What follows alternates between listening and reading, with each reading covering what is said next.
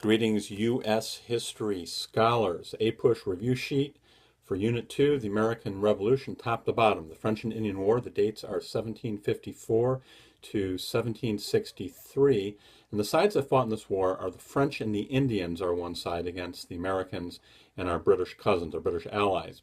And the cause of this war is expansion into the area west of the Appalachian Mountains, south of Canada, into what we would call the Midwest, the Ohio River Valley. And the other name for this war is the 7 Years' War. And this is just sort of a sideshow from a European perspective and a much broader war that's fought in Europe, which you don't need to know the details of.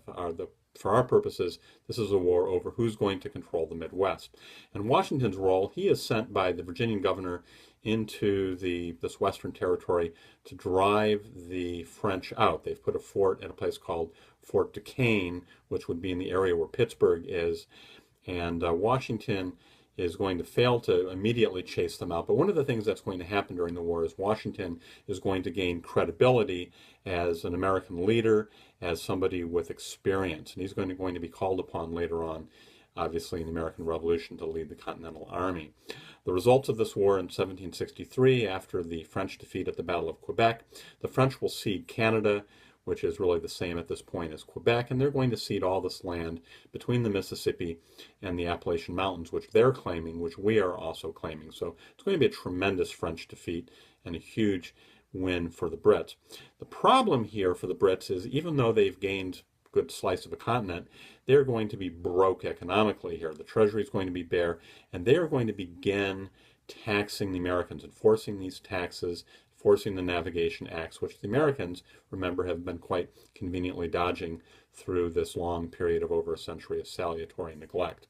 The Albany Congress is an attempt by the Americans to put together a Congress, to put together an act of unity here in the face of Indian attacks across the frontier. This is called by Ben Franklin, and it's a failure, and it is used often as a contrast with the Second Continental Congress, which is going to raise an army and appoint Washington, and will successfully prosecute and win the war against England during the American Revolution. Mercantilism, remember, this is the system where the colonies exist to benefit the mother country. The American colonies exist to send raw goods to Great Britain, and Great Britain manufactures the goods and sells them back to the colonies, so you have this sort of symbiotic, hermetically sealed relationship between a country and its colonies. And the Navigation Act said that we were only to trade on British ships. Enumerated goods were goods which were specifically listed that we could not trade outside the British Empire. We were only supposed to trade them with Great Britain. Salutary neglect is our indifference, our refusal to obey, to comply, to cooperate. And remember, the Americans, we are trading with all sorts of countries, namely in the Caribbean, which is where most of the prosperity is at this time. We're trading with the Spanish and with the French and with the Dutch. And the triangular trade, which is this trading pattern across the Atlantic, is a classic example of ignoring the Navigation Acts. And we're prospering and doing very fine, and we're quite happy to be profitably disobedient. How the Americans are de facto free? Well, economically, we're doing what we want. We have been doing what we want. We're ruling ourselves. Remember the House of Burgesses and the town meetings all across the colonies. The Americans are governing themselves. And religiously, the reason why many Americans came over in the first place, we're religiously, politically, economically free. And some people say that we have really become independent long before there's even a Revolutionary War. Causes of the Revolution, the Boston Massacre, remember this precedes the American Revolution by quite a number of years. We are protesting the presence of British soldiers in Boston, and these British soldiers have a showdown with some young Boston sort of hoodlums who are harassing them, and snow and ice and rocks are flying, and shots break out, and several people are killed by these soldiers. And Paul Revere is famous for engraving a plate that shows what looks like an execution squad, like a firing squad, implying that the British are in cold blood killing Americans for no good reason other than to enforce their will on us. Proclamation of 1763 is a proclamation telling the Americans that they cannot cross the Appalachian Mountains. The intention here is to avoid war with the Indians. Pontiac is leading a rebellion up and down the length and breadth of the Appalachian Mountains. Americans are dying by the hundreds in this uprising, and the Brits are trying to protect us, quote unquote, by keeping us on one side of the mountains. And this is making Americans mad, poor and rich. The rich can't sell land that they're flipping here, land that they are speculating on. The poor don't get the opportunity to have their own property. And of course, you can't raise taxes on anything that there's no freehold to. So this is sort of the beginning of an attempt by the Brits to crack down on us.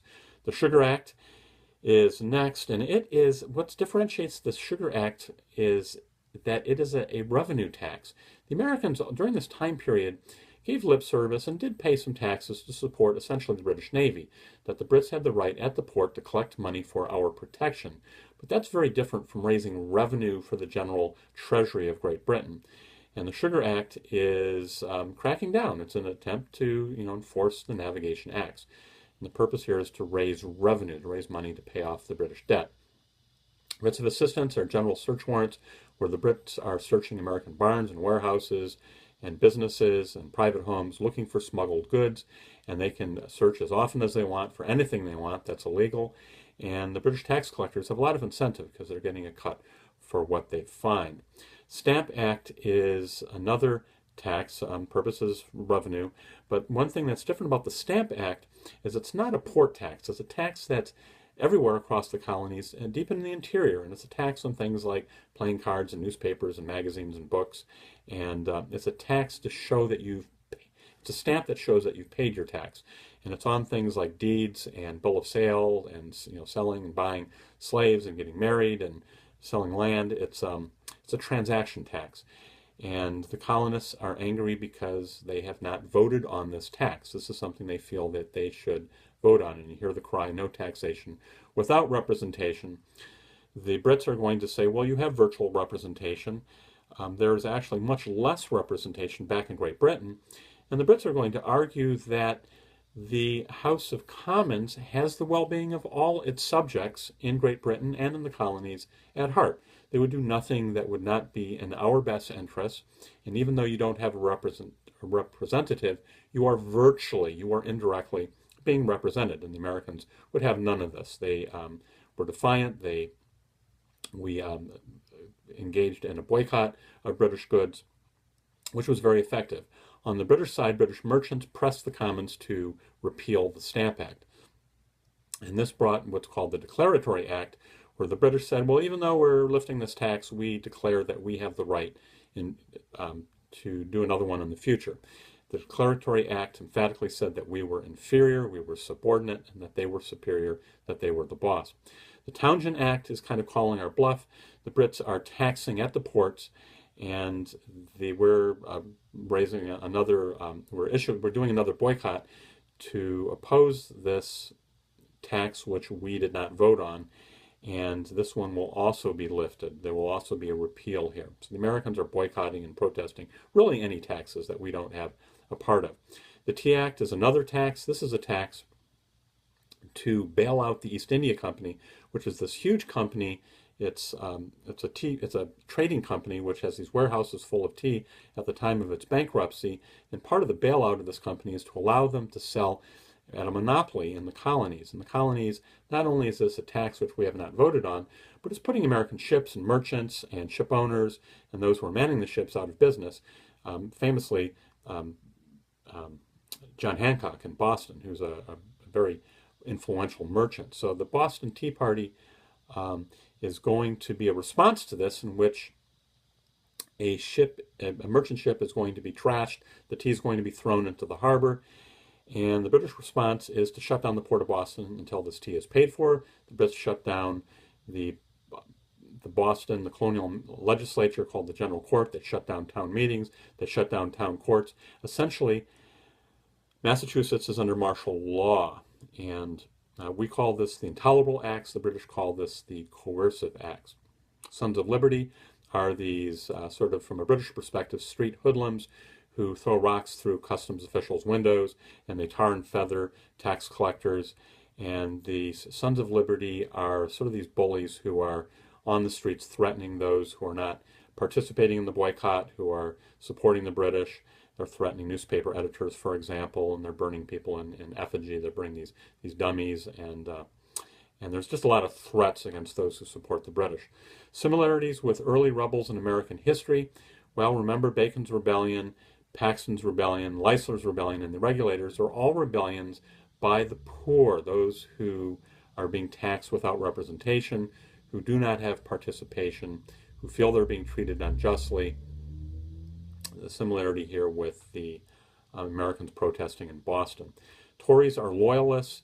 Approximately 2/5, 1/3, somewhere in that ballpark of Americans were in opposition to independence, either actively or quietly. They felt that this war was ill-advised, that it was going to be economically ruinful, that there was nothing to gain from it, that we couldn't win it, or that it just simply was unjust.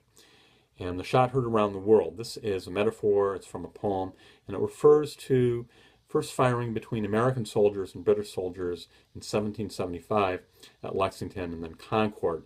And the Brits in these two battles are looking for guns, they're looking for weapons, they're looking for ammo, for gunpowder, and they're going to be chased back, and there's going to be a lot of Brits killed here on this retreat back to Boston.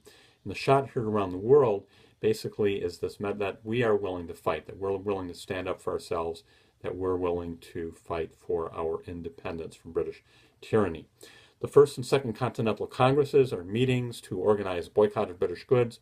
And the Second Continental Congress, after Lexington and Concord, is going to issue an olive branch petition, which is going to say, it's a moderate petition. It's going to say that we are loyal subjects of the king, but we're asking for justice. We're asking for peace. We're asking for the Brits to pull their troops and not to tax us.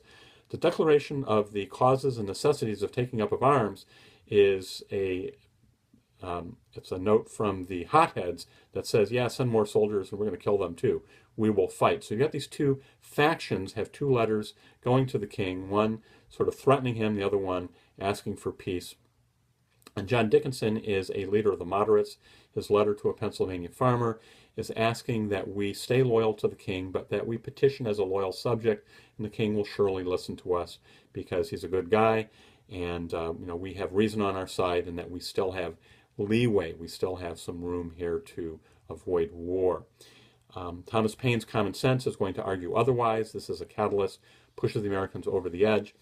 And part of the common sense here is going to be that why should a continent be ruled by an island? Why should the grandson of Germans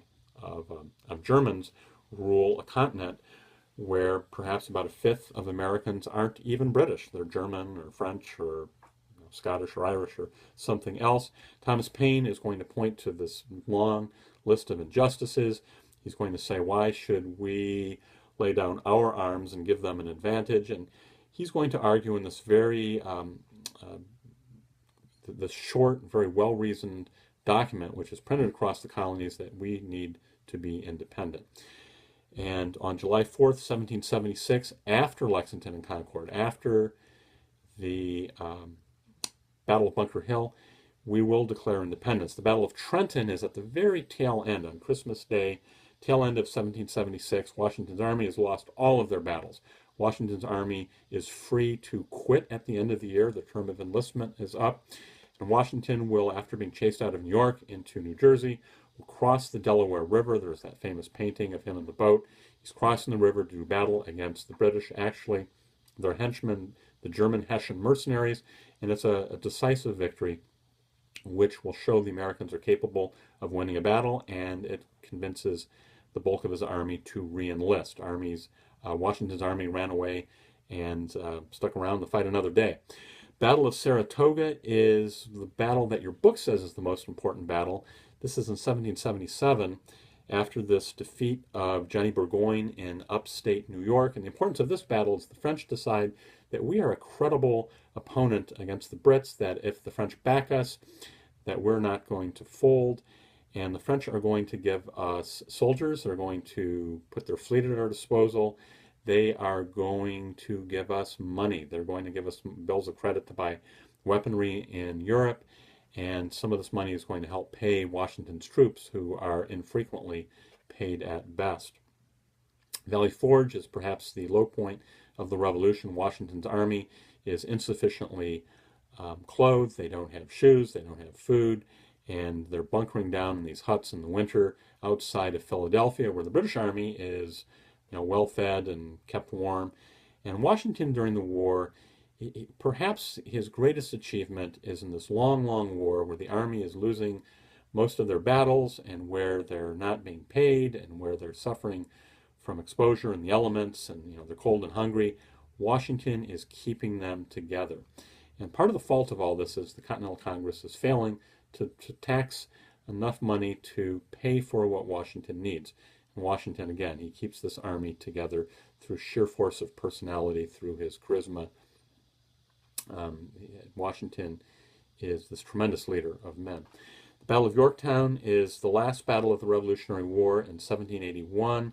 Washington will defeat Cornwallis, who's trapped on a peninsula at Yorktown, Virginia, and the French fleet keeps the British fleet from evacuating Cornwallis, who's surrounded by a combination French army led by Rochambeau and Washington, and he will surrender 2 years later, 1783. The Treaty of Paris, 1783, is signed, and the British don't just give us our independence and leave, but they also give us all the land all the way to the Mississippi River. So this is a tremendous victory, and Yorktown is that turning point. Lord Dunmore's proclamation is a proclamation by the governor of Virginia during the war that any slaves that fight with the British Army will get their independence. You should note that Washington, up to 20% of his soldiers are black. Some of them are freemen. Many of them are slaves who've been promised their independence if they will fight for Washington. So some of these levies that the Continental Congress is putting on the colonies are being paid with being slaves, and also being paid by poor soldiers for being promised land at the end of the war, and of course being promised payment. And Washington really is pulling off this war with sort of a ragtag band of sort of a motley crew. The Hessians are these mercenaries that the British send over to help fight with their army. This is not a popular war in Great Britain. There's a lot of opposition, especially among businessmen, especially among sympathizers. Perhaps the most famous British political philosopher of the 1800s is a guy named Edmund Burke, who during the war is a leader of a large faction in the House of Commons, which thinks this war is totally unjust. And the Hessians are these people who have to be hired to help keep this war going. Abigail Adams is the wife of John Adams, and she has this famous quote, "Remember the ladies," as John Adams is going off to the Continental Congress to set up a new